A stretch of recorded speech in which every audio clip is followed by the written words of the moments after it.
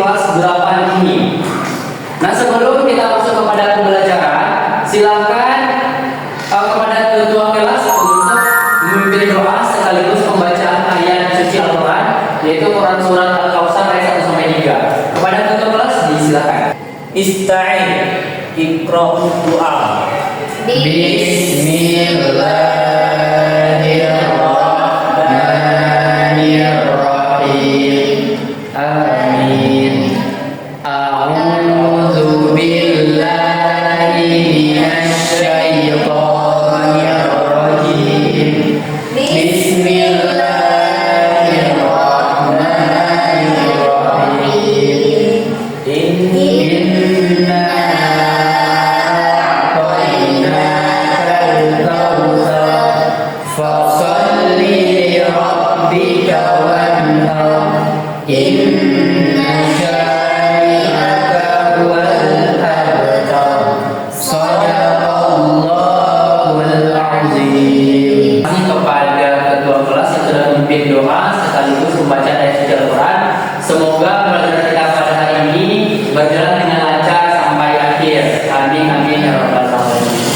Baik, sebelum itu Bapak akan mengecek presensi terlebih dahulu. Bagi Anda yang namanya Bapak panggil, silakan untuk mengangkat tangan, dan jika yang izin ataupun sakit silakan diberitahu. Oke ya? M. Habib. Mari Pak. Alhamdulillah. Sarah Fadila. Alhamdulillah. Bella Afria. Alhamdulillah, semua Anda hadir pada hari ini. Alhamdulillah Pak. Semua. Baik Anda semuanya. Nah, sekarang kita belajar fikih. Nah, belajar fikih itu berarti kita belajar syariat. Syariat kita itu teratur dan terstruktur. Maka dari itu Anda tempat duduknya juga harus terstruktur dan rapi. Nah, silakan lihat kiri kanan apakah tempat duduk Anda sudah terstruktur seperti syariat kita. Jika belum, silakan dirapikan terlebih dahulu. Oke, siap untuk belajar hari ini? Siap. Ya, terus. Nah, Anda masih ingat nggak dengan pembelajaran kita pekan lalu? Salat jemaah, betul sekali Sarah Fadila. Nah, apa sih sholat berjamaah itu? Ada yang tahu? Yang dilakukan secara bersama-sama. Biasanya sholat jemaah itu dilakukan di mana? Di masjid. Bagus. Itu berarti Anda telah mengulang pembelajaran di rumah. Nah, apakah dari kurun waktu pekan sebelumnya sampai pekan sekarang Anda ada sholat berjamaah di masjid? Ada. Masya Allah. Semoga Anda selalu membiasakan hal itu. Nah, rekan-rekan semuanya, pada hari ini kita akan belajar tentang materi haji dan umroh. Nah, untuk kali ini Anda diharapkan untuk memahami pengertian, syarat-syarat, rukun, dan tata cara pelaksananya. Oke, rekan-rekan semuanya.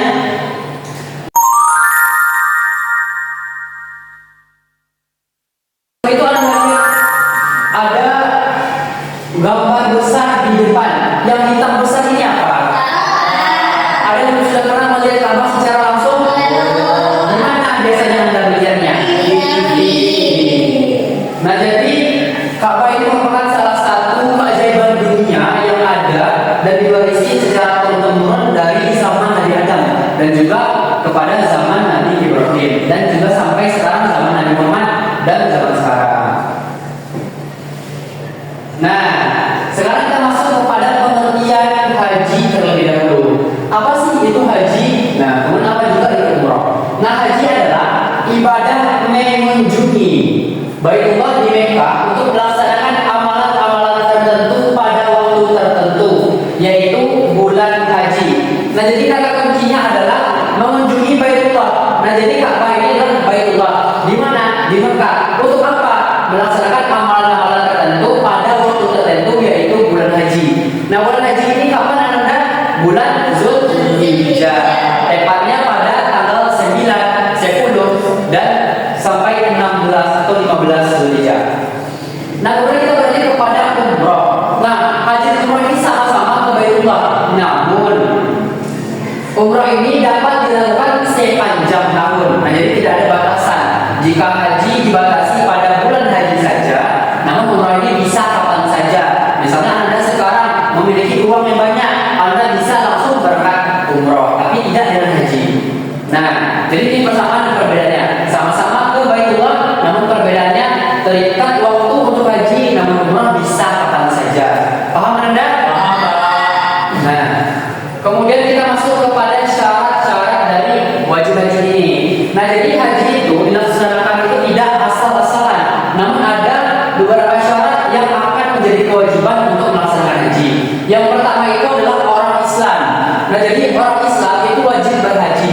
Nah, kenapa orang Islam wajib berhaji? Karena haji ini adalah rukun Islam yang bagus. Yang kedua adalah balik, sudah mencapai usia dewasa menurut syariat Islam, kemudian berakal, mampu berpikir sehat dan memahami ibadah, kemudian merdeka, tidak berada dalam status hamba sahaya seperti zaman dahulu, dan mampu membiayai fisik, keamanan dan bekal perjalanan. Nah, jadi bagi orang-orang yang belum mampu, yang belum memiliki biaya, itu tidak wajib untuk melaksanakan ibadah haji. Jadi ada 5 ya: Islam, balik, berakal, mampu, dan merdeka.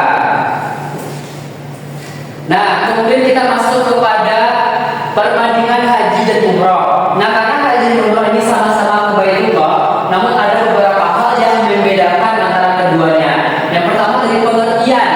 Haji itu berarti amalan tertentu pada waktu tertentu.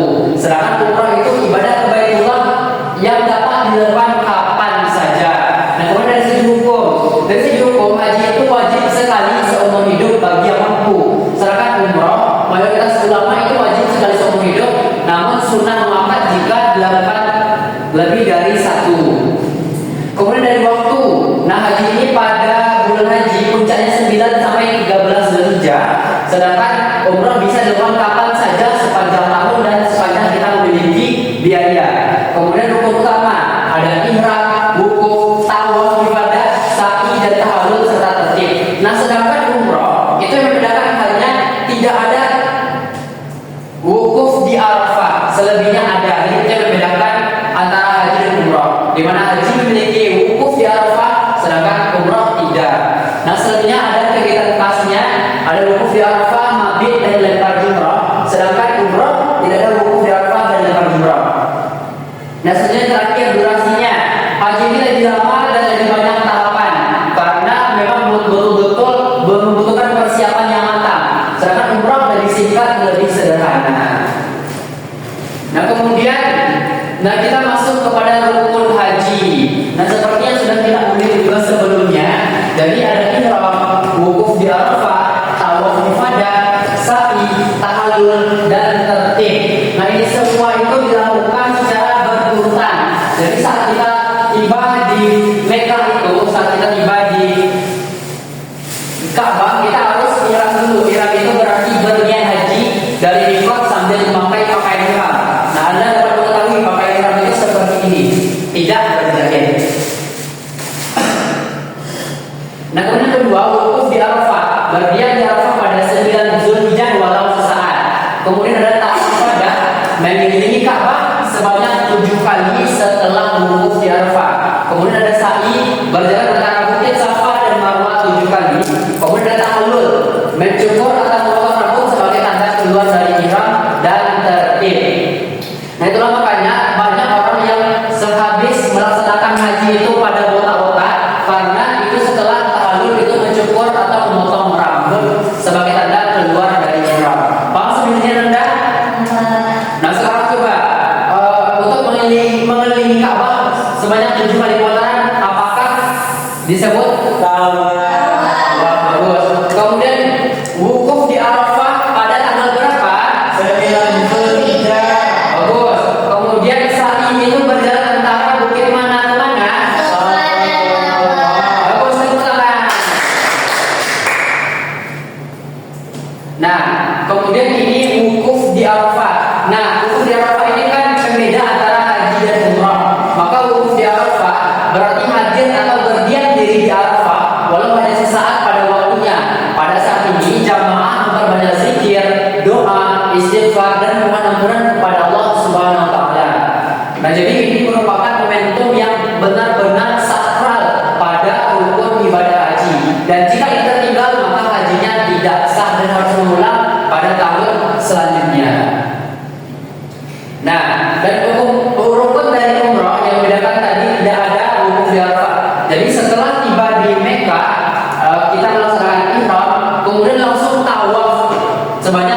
kali. Nah kemudian lanjut kepada sa'i berlari dari kecil dari Safa ke Marwah sebanyak 7 kali. Kemudian tahallul atau mencukur atau memotong rambut, dan yang terakhir baru tertib dilaksanakan secara berurutan. Jadi apa yang membedakan antara ibadah haji dan umrah tadi? Di haji ada tawaf, namun di umrah tidak ada tawaf. Nah, jadi ada apa yang membedakan antara haji dan umrah tadi? Nah, jadi kalau haji ada wukuf di Arafah, tapi umrah tidak ada wukuf di Arafah. Nah, bagus. Nah, ada 3 macam pelaksanaan ibadah haji. Nah, ibadah haji ini bisa dilaksanakan berbarengan dengan ibadah umrah. Nah, jadi ada yang pertama itu tamattu, mendahulukan umrah, bertahallul, lalu ihram untuk haji. Nah, jadi di sini umrah dulu baru haji, yaitu merupakan tamattu. Nah, sedangkan yang kedua, ifrad, mendahulukan haji saja terlebih dahulu, umrah dahulukan setelah haji. Nah, jadi fokus kepada haji dulu. Kemudian yang qiran, menggabungkan yang haji dan umrah sekaligus dalam satu ihram. Oke, jadi ada 3. Coba Sarah, apa itu tamattu? Mendahulukan umrah dulu baru haji. Bagus. Selanjutnya apa itu ifrad, Habib? Mendahulukan haji saja terlebih dahulu baru melaksanakan umroh. Bagus. Nah, kalau Bella apa itu qiran? Gabungan haji dan umrah sekaligus saat umrah. Bagus, sebentar kita. Nah, jadi ini ada timeline atau alur simulasi manasik haji. Nah, nanti kita akan praktek ibadah haji di tempat manasik haji di belakang sekolah kita. Nah, jadi Anda nanti akan Bapak pandu untuk melaksanakan manasik haji di sana. Nah, namun sebelum itu Anda harus tahu apa-apa saja yang nanti akan kita lakukan di sana. Jadi pertama, ada nanti Bapak tentukan titiknya, yaitu di tempat miqat untuk ihram. Kemudian kita beralih kepada tawaf, ya. Kemudian ada sa'i nanti, Safa ke Marwah 7 kali, lanjut kepada wukuf di Arafah dan di Musdalifah untuk mabit, kemudian di Mina dan juga melempar jumrah, dan yang terakhir tawaf ifadah dan tahallul untuk menyempurnakan rangkaian ibadah haji. Itu semua nanti dapat kita lihat di tempat manasik haji di belakang sekolah kita. Nah, baik Anda semuanya, untuk teori hari ini, apakah Anda ada pertanyaan? Tidak. Nah, jika tidak, sekarang kita akan melihat atau menjawab LKPD yang sudah Bapak buat. Nah, ini ada beberapa. Silakan nanti kita jawab secara bersama-sama. Nah, ini ada berbentuk pilihan ganda. Kita dimulai terlebih dahulu dari nomor 1. Ayo kita, ibadah haji adalah rukun Islam yang Lima. Nah, bagus. Nah, kemudian Sarah, umroh dapat dilakukan kapan saja kecuali A pada hari raya Idul Fitri, B pada bulan Ramadan, atau saat musim haji. Jawabannya adalah saat musim haji. Bagus. Yang ketiga, Habib, perbedaan haji dan umroh yang paling mendasar adalah Waktu pelaksanaannya Pak, ya tadi untuk pelaksanaannya. Kalau umroh kapan? bisa kapan saja. Kapan haji? Di bulan Hijjah. Bagus. Baik Anda, karena LKPD kita sudah berisi semuanya. Sampai sekarang, apakah Anda ada pertanyaan terkait dengan pembahasan kita pada hari ini? Tidak. Tidak Pak. Nah, jika tidak, nanti kita akan praktek itu ya. Kita akan mensimulasikan bagaimana ibadah haji dan umrah itu akan kita praktekkan di belakang sekolah. Nah, jadi untuk sekarang ini bersiap-siap kepada Anda, kita akan beralih tempat belajar yang di belakang sekolah. Jadi persiapkan. Oke Anda, silakan bawa buku catatan dan juga alat tulisnya, karena nanti kita juga akan memerlukan catatan yang penting-penting. Oke, ini Anda semuanya. Baik Anda semuanya, apakah sudah hadir di sini semuanya? Sudah, Pak. Anda lihat di seberang sana itu ada Ka'bah, kemudian ada tempat melempar jumrah, ada juga tempat wukuf di Arafah. Nah, itu semua sesuai dengan teori yang sudah kita pelajari di kelas tadi. Ya, Pak. Nah, jadi sekarang kita akan mensimulasikan bagaimana cara tata rangkaian ibadah haji dan umrah. Siap Anda semuanya? Siap, Pak. Nah, sekarang ayo kita berdiri. Sekarang kita sudah berada di tempat mikot. Nah, jadi sesuai dengan teori yang sudah kita pelajari di kelas bahwasanya rukun haji yang pertama itu adalah nah, ihram itu berarti kita berniat kemudian juga memakai pakaian ihram. Nah, jadi setelah ihram ini Ananda sudah berihram, maka tidak boleh lagi dan meninggalkan hal-hal yang nantinya akan merusak ibadah haji Ananda. Nah, sekarang kita berniat dengan niat itu labbaik Allahumma hajja. 1 2 3.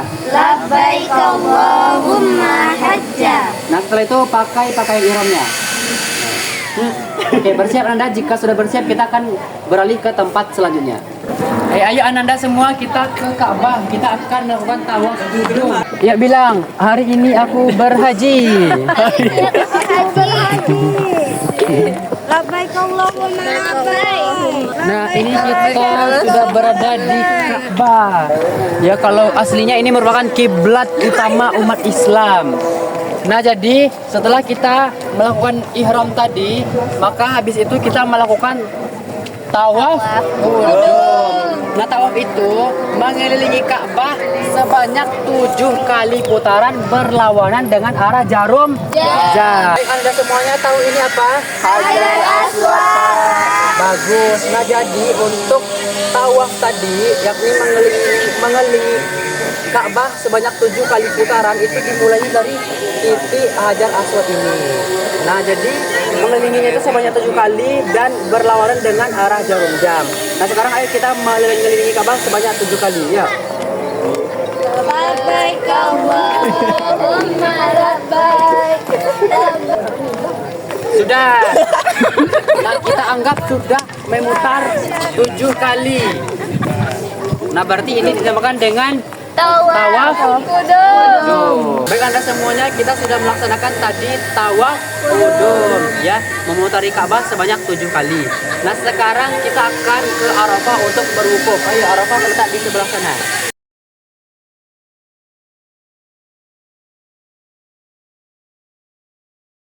Baik Anda semuanya, sekarang kita sudah berada di Arafah. Apa yang dilakukan di Arafah?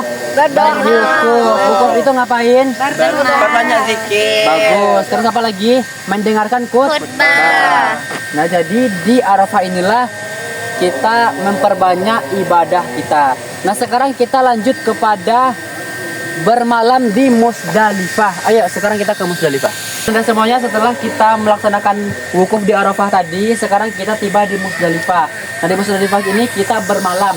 Nah, setelah bermalam itu kita akan mengumpulkan kerikil sebanyak 21 yang nantinya itu akan digunakan untuk melempar jumroh. Ambil kerikil sebanyak 21 buah. Nah. Oke, Nanda, sudah.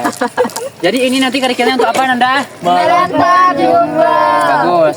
Lah, sekarang kita akan pergi ke Pulau Aqabah. Ada Aqabah. Iya, Nanda. Nanda, kita sekarang sudah berada di Wula Wusta Aqabah untuk melempar jumroh. Nah, melempar jumroh ini merupakan lambang untuk kita itu melawan setan. Nah, jadi kerikil Anda yang sudah tadi itu Anda ambil, silakan lemparkan ke Wula Wusta dan Aqabah.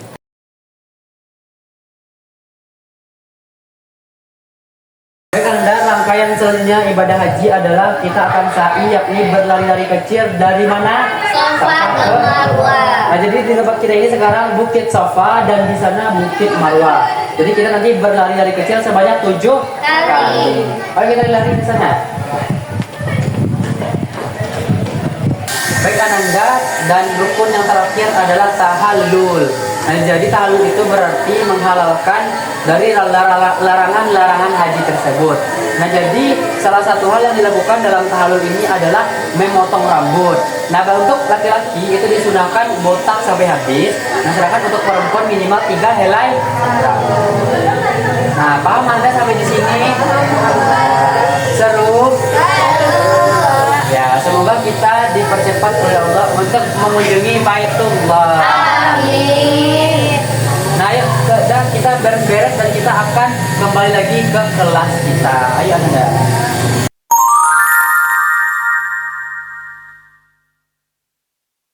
Nah, gimana Anda tadi praktek simulasi kita di belakang sekolah tempat manasik haji? Seru? Pasti Anda paham ya dengan rangkaian ibadah haji yang sudah kita laksanakan tadi? Paham. Apakah tidak sabar untuk melaksanakan ibadah haji umroh? Iya. Ya.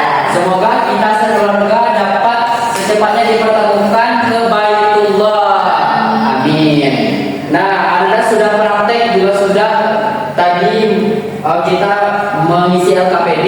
Tentunya Anda juga sudah paham dengan materi kita hari ini. Nah, siapa yang dapat bisa menyimpulkan apa materi kita? Mungkin dari perbedaan yang muncul antara ibadah haji dan umrah. Ayo, siapa? Ya, Habib silakan. Perbedaan yang mencolok antara haji dan umroh pertama dari segi waktu pelaksananya. Betul. Untuk haji dilaksanakan pada waktu tertentu yaitu pada bulan Zulhijjah. Bagus. Kemudian umroh bisa lakukan kapan saja. Perbedaan selanjutnya dari segi hukum pada pelaksanaan haji itu ada yang namanya wukuf di Arafah. Bagus. Umroh tidak ada. Bagus. Ayo kita berikan tepuk tangan lagi. Tapi karena memang perbedaan yang paling mendasar antara ibadah haji dan umrah adalah wukuf di Arafah dan juga waktu pelaksanaannya.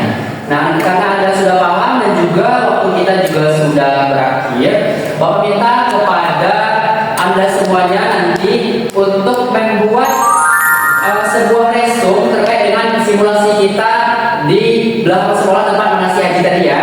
Jadi Anda buat apa saja dan yang rangkaian-rangkaian yang sudah Anda kerjakan pada simulasi tadi dan dikumpulkan untuk minggu depan.